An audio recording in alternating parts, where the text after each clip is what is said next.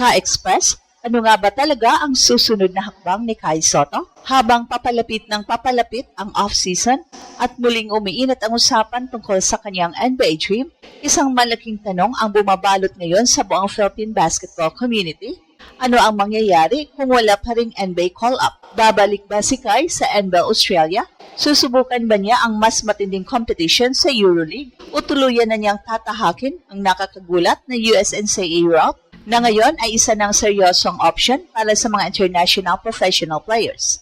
Well, sa mga nakaraang buwan, lumabas ang mga ulat na hindi pa rin sumusuko si Kai sa kanyang pangarap na makarating sa NBA.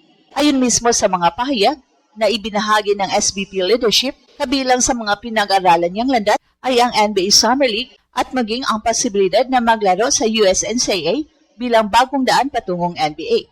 Nakakagulat ito dahil si Kai ay matagal ng professional player. Matapos dumaan sa G-League Ignite, NBL Australia at Japan B-League. Pero sa bagong NCAA eligibility landscape, hindi na imposible ang pagbabalik niya sa college basketball kung yun ang makakatulong para makakuha siya ng NBA opportunity.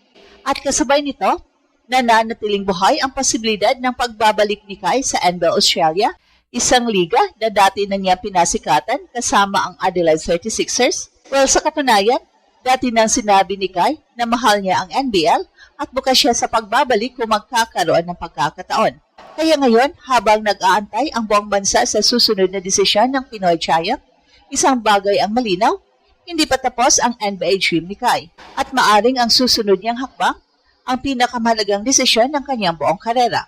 At kapag pinag-usapan si Kai Sotto ngayon, hindi na simpleng usapan ng talento ang umiikot, usapan na ito ng timing, usapan na ito ng strategy at higit sa lahat, usapan na ito ng tamang landas patungo sa NBA. Sa edad na 23, nasa isang napakahalagang yugto ng kanyang career ang 7'3" center ng Gilas. Matapos ang matinding pagsubok ng ACL injury nitong 2025, unti-unti na siyang nakabalik sa competition at nakapaglaro muli sa Japan B-League kasama ang Koshigaya Alphas. Ngunit kahit nakabalik na siya sa court, hindi pa rin nawawala ang mas malaking pangarap, ang NBA. Sa katunayan, ayon sa mga ulat ngayong 2026, patuloy pa rin naghanap si Kai ng paraan upang mabigyan ng panibagong pagkakataon ang kanyang NBA aspirations at isa sa mga option na pinag-aaralan ay ang pagsali muli sa NBA Summer League habang may posibilidad ding dumaan sa USNCAA pathway. At dito nagiging interesting ang sitwasyon dahil kung hindi agad magbubukas ang NBA door, may tatlong realistic na direction ang maaring tahakin ni Kai. Una, ang NBL Australia. Ito marahil ang pinaka-comfortabling ruta para sa kanya. Hindi na bago ang liga, nakapaglaro na si Kai ng 2 season sa Adelaide 36ers. Naranasan na niya ang physicality, bilis at estilo ng Australian basketball at higit sa lahat napatunayan na niyang kaya niya makipagsabayan doon. Mas mahalaga pa, dati nang inamin ni Kai na mahal niya ang Australia at hindi niya isinara ang posibilidad ng pagbabalik sa NBL kung magkakaroon ng pagkakataon. Pangalawa, EuroLeague. Bagamat wala pang konkretong ulat na may kasalukuyang offer mula sa mga EuroLeague clubs, maraming basketball analyst ang naniniwalang ang kanyang laki, rim protection at international experience ay maaring magbigay sa kanya ng opportunity sa Europe kung gugustuhin niyang tahakin ang rutang iyon. At alam nating lahat kung gaano kalakas ang reputasyon ng EuroLeague bilang isa sa pinakamataas na antas ng basketball labas ng NBA. At ang pinaka-nakakagulat sa lahat, ang USNCAA. Ilang taon na ang nakalipas, imposibleng isipin na magbabalik sa college basketball ang isang player na tulad ni Kai.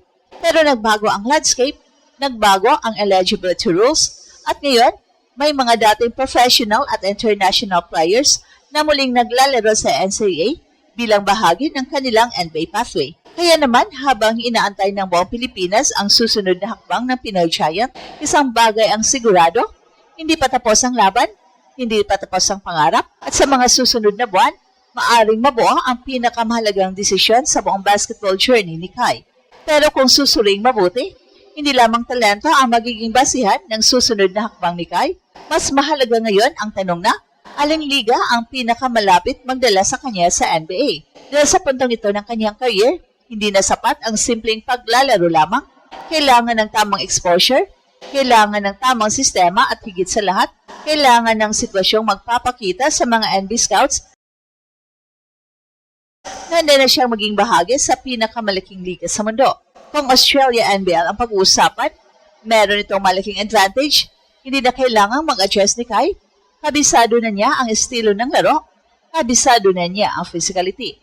At alam na rin ng mga Australian coaches kung paano gamitin ang kanyang 7-3 frame. Sa katunayan, marami pa ring basketball observers ang naniniwalang ang NBL ang pinakamahusay na developmental leagues na mundo. Dito rin dumaan sina LaMelo Ball at Josh Giddey bago sumikat sa NBA.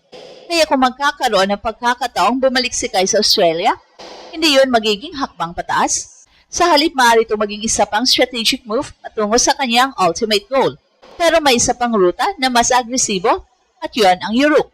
Kapag makapasok ka sa isang mataas na antas ng European basketball, araw-araw kang haharap sa mga veterano, araw-araw kang makakalaban ng mga dating NBA players, araw-araw kang mapipilitang maging mas mahusay. Ito ang dahilan kung bakit maraming international prospects ang mas pinipiling dumaan sa Europe bago tuluyang makarating sa NBA. At para kay Kai, maaaring ito ang pinakamabilis na paraan upang mahasa ang kanyang decision-making, physical strength at overall basketball IQ. Pero meron ding malaking panganib. Sa Europe, hindi priority ang player development, priority ang panalo. Kapag hindi ka agad nakapag-produce, mabilis kang mapapalitan. Ibang klaseng pressure yon, ibang klaseng laban. Samantala, ang NCAA route naman, ang pinaka nakakagulat sa lahat, isipin mo mula sa pagiging professional player sa iba't ibang bansa, posible pa rin makita si Kai sa isang American college uniform. Kung mangyari yun, siguradong magiging isa ito sa pinakamalaking basketball stories, hindi lamang dito sa Pilipinas, maging sa buong Asian basketball community. Dahil ang NCAA ay hindi lang tungkol sa laro, ito ay tungkol sa exposure, national attention at direktang access sa NBA Scout sa bawat laban. Kaya hindi nakapagtataka kung bakit marami ang naniniwalang seryosong option ito kung magiging available ang tamang programa. Pero sa huli, ano man ang piliing landas ni Kai, isang bagay ang hindi nagbabago, ang kanyang pangarap sa kabila ng injury, sa kabila ng mga nabigong pagkakataon, sa kabila ng mga kritisismo, patuloy pa rin siyang lumalaban, patuloy pa rin siyang naghahanap ng paraan, at habang nag-aantay ang buong Pilipinas sa kanyang susunod na desisyon, malinaw na ang kwento ni Kai ay malayo pa sa pagtatapos dahil para sa isang manlalarong ilang beses nang bumangon matapos ang matinding pagsubok, maaring ang pinakamagandang kabanata ng kanyang karera ay hindi pa natin nakikita. At ito ang Express Info kung saan bawat kwento ginulat ang mundo. Don't forget to like and subscribe.